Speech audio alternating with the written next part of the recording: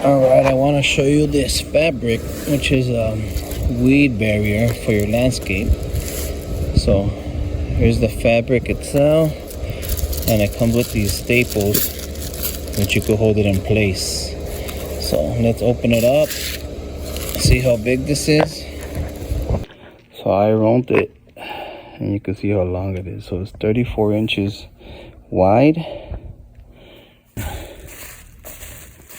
So it's a pretty big roll.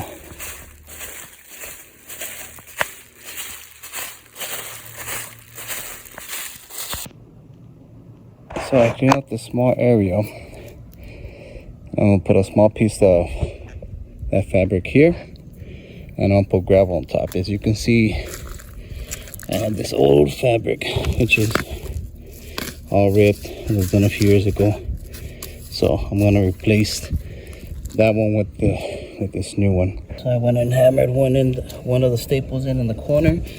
I'm gonna put 4. You can see them. So just so it could be nice and tight. And here's the hammer. So hammer, finished it. There's 1. Finish hammering the rest and put the gravel on top. Okay, just so you have an idea of how it looks, I have the fabric underneath, and I put some gravel. I still gotta do the rest, so that's why I didn't cover it completely, but so you can have an idea of how it looks. There you go. So just so you know, there's multiple uses for this material. So I used it to put underneath my gravel, but you could also use it to plant.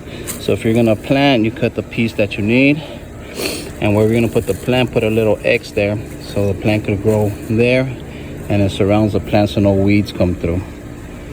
So there you go, multiple uses for this.